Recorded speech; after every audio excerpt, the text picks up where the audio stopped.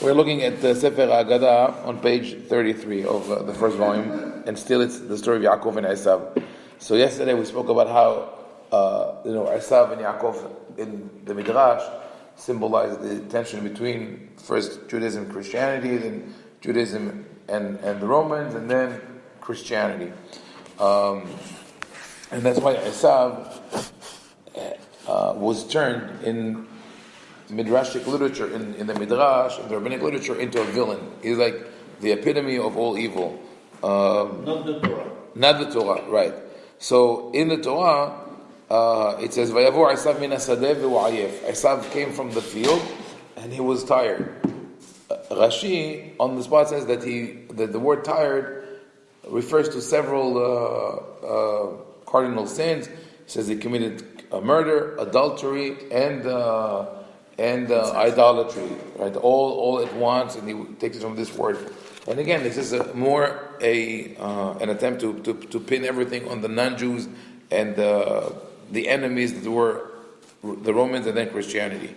So, but if you look at the pasuk, we always also learn in the midrashim that Yaakov was the one who goes to the Beit HaMidrash and sits and studies Torah, and Esav is a wild person, very strong person.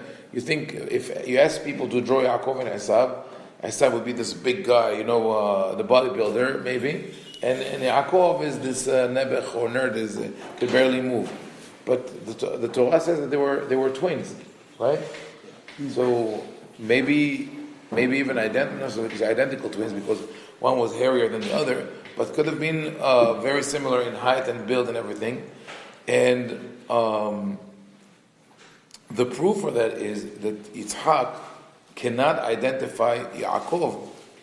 If they were so different in build, one of them is strong, the other one is smaller or weaker, all Yitzhak had to do was to feel out their muscles or the size of their body. But he touches Yaakov, and because of his garment, he says, "I had akol kol Yaakov, I had amid Esav." So everything is exactly the same. And also later on, when Yaakov goes to Haran, to meet to be with Lavan, and he meets Rachel, he removes the stone. There's a huge rock blocking the well that they have to wait for 3 or 4 shepherds to come and remove it, and he removes it by himself. So he was a powerful man.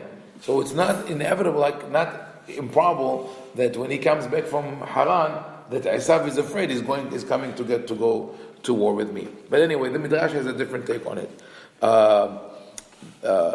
And even a strange thing here. ותלך לדרוש את אדוני, וכי בתי כנסיות ובתי מדרשות היו באותן הימים, והלא לא הלכה אלא למדרשם של שם ועבר, אלא ללמדך שכל מישהו מקביל פני זקן כמקביל פני שכינה. They say, what is ותלך לדרוש את Hashem? She went to consult Hashem, God. And they say, were there synagogues or study halls at the time? They didn't have that. Which contradicts the previous one in the same exact source that said that whenever she passed by the Bet Knesset, Yaakov was trying to get out. So, but this Midrash says that it was the Academy of Shem and Iver. This, like Matthias mentioned yesterday, it's the famous Academy of Shem and Iver. Shem, the son of Noah, Iver, his son. His great-son. Shem Iver. So we have this legend of an academy that is where Abraham, Yitzhak, and Yaakov all attended the school. There's no mention of it in the Torah. Why did the rabbis? Yeshiva University, right? Exactly, Yeshiva University. There's another midrash that says Abraham, Yitzhak, and Yaakov, all of them were zaken v'yoshev b'yeshiva. They were all sitting in yeshiva for many, many years. You look at the Torah, where is this mentioned? They travel, they work in the field, they are shepherds. So what happens in this, all these midrashim are trying to project their reality to the past, to tell you the way we live today, this is how we always lived. Because the rabbis, when they started these academies in the time of the Mishnah, they actually changed the way people observed Torah and looked at life of Judaism. All of a sudden they say, no, in order to be a learned Jew, you have to sit and learn. A couple of hours a day, many hours a day, several years, many years. There were people who took it to an extreme, like Ben Azai, Shimon Ben Azai, who said, I don't want to get married because I'm married to the Torah, I need to learn day and night. People took it to an extreme. And some people came to the rabbis with arguments. It says, this is not right. But not everybody could do that. Where do you take this ideology from? I mean, in a way, it sounds like the Kolelim today. But the Kolelim today, the way people study the Kolel, is not like they did 2,000 years ago.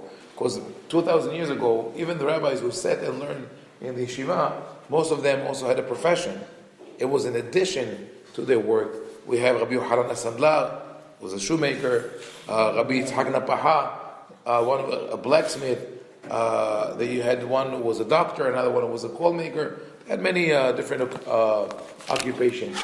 In any case, the rabbis wanted to say that what we do today, we have an academy, we sit in and we learn together as a group. This is an old tradition, and so we create backwards all this ideals of Avraham, Zaken, Veshem, Yeshiva, and even there's a Yeshiva of Shem Ve'ever that goes all the way back to the time of the flood. So this is where she goes to ask for an advice. We don't really know, and when you look at the pshat of the pasuk, it's an interesting question. Who did she talk to? Obviously not her husband, because if she, what was the answer when Rivka went to ask why is she suffering so much? What was the answer? Shnei goyim bevitnech, u'shnei leumim mi'ma'ich yiparadu, u'l'om mil'om yematz, v'rav ya'avot tza'ir. You have two nations in your stomach, in your womb, and the one of them will serve the other, and one of them will be stronger than the other. Now, if it is her husband, Yitzhak, so he knew already that Rav Ya'avod Tza'ir, that the greater will serve the younger. So why would he put Esav ahead of Yaakov? So it must have been someone else. The only other person that we could think of that she would go to ask for advice would be Avraham. But maybe there was another prophet at the time that we don't know of. And then we have another question. If she was told by the prophet, or by the voice of God, maybe she herself communicated with God, right? If she was told that the greater of the brothers will serve the younger, why didn't she tell Yitzhak? Tell Yitzhak, listen, I know that you want to give the blessing to Esav, but I have, classified information. I have my sources, and this is what I was told. She never told him that. So, we can attribute that to the fact that Yitzhak was not a very talkative person. Yitzhak is very terse. Whenever there's a discussion, he gets to the point, and that's it. The best example is, we're going to read soon on Rosh Hashanah, that when Abraham lived with the Philistines, the Pelishtim took the water wells that Abraham dug. They appropriated them. And then Avimelech came to Abraham to reconcile and to make sulha, to appease him. And the same thing happened with Yitzhak, the same exact thing. But what is the difference? The way Abraham and Yitzhak interact with the king. When Abraham interacts with him, he welcomes him, he brings him food, they sit and talk, and then towards the end, Abraham tells him, this is what happened, you took the water wells. Avimelech apologizes, I don't know who did it, I only heard today, politics. And then it says, let us have a pact, a covenant, and everything is fine. When they come to Yitzhak to talk to him years later, the first thing that Yitzhak tells him, Lama batem elai ve'atem senatem oti v'teshalichuni me'imachem. Well, I want to talk to you. I lived amongst you, and you sent me away. Goodbye. Cut to the chase. I don't need politics. So Yitzhak is not a politician. He doesn't engage in all these niceties, and he cuts right to the chase. So maybe Rivka was intimidated. She didn't feel that she could communicate that to him. That's an interesting question to have in mind. But now we get to this point of the very difficult pasuk, Vayehav Yitzhak et Esav kitzayit befiv, veRivka ohevet et Yaakov. Now, Yitzhak loved his oldest son Esav. Why? Because he had game in his mouth. And Rivka loves Yaakov, ohevet et Yaakov. So there are different interpretations for that. The obvious meaning of the pasuk is that because Yitzhak would bring food to his father, Yitzhak loved him. But a lot of commentators saw it as a problem. What do you mean that Yitzhak, who is our forefather, to be a towering spiritual figure, is affected by the meat that Esav brings him? And actually, one of the midrashim says that basar tov lefiv, kos tov lefiv, meaning they take it a little further. It says it was not just because Esav would bring him food, but because he felt the respect that Esav had for him. Basar tov lefiv, like if they sit together. And the son says, "Oh, Dad, here, this is a nice chunk. This is for you. This is a good, good wine, good harvest. I kept it for you." Which it does show respect and love, because people tend to always take without love, they will keep the choicest parts for themselves. So he did see respect. Others, and Rashi quotes that based on the Midrash, sees it differently. It says, "Kitzayit befiv, shehayat sad et aviv befiv." They read it as Esav used to hunt his father with his words, meaning he deceived him by his question. What did he ask? Asked, Abba, he'ach me'aserin et hamelach, Abba, he'ach me'aserin et hatevel. So they said that he asked him questions about halakha that were ridiculous questions that everybody knows the answer, but for Yitzhak thought, oh, he's trying to be religious, such a pious person. What were the questions?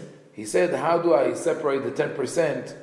What is the procedure for setting aside 10% of the produce? You know that when you harvest the field, you bring the produce home, grapes, wheat, whatever.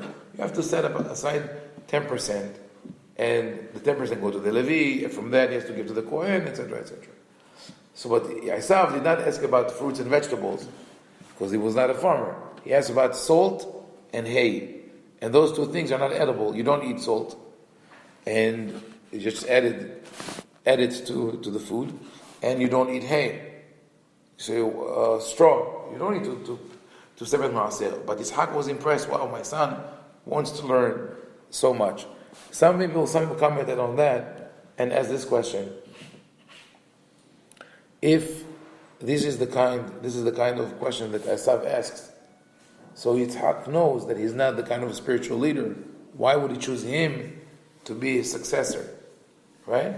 According to this midrash. The answer is actually in the pshat of the pasuk, and it's a more complicated answer because it addresses also the one I mentioned before of why Rivka did not speak to Yitzhak. The answer is that, like I said, Rivka was probably intimidated by Yitzhak, and also felt that there's no point talking to men because it's a men's world. It's not women's world. Women cannot achieve things by talking directly about what they need. Sarah did that, and it caused strife between her and Abraham. When Rivka was taken as a bride for Yitzhak, what happened there? Nobody asked her. They do all the negotiations. They talk with Eved Abraham, and they say, "Oh yeah, good, wonderful. She's the one for you. Kahvalech. It's beautiful. We can." Only when they realized that they're not getting any gifts from Eved Abraham, because all this negotiation, when they did that, you look at the pasuk, they were looking at all the coffers, all the trunks that he brought with him. Asara gemalim, 10 camels carrying a lot of probably jewelry and boxes and all that. So they're eyeing it. They say, okay, we are going to benefit from it.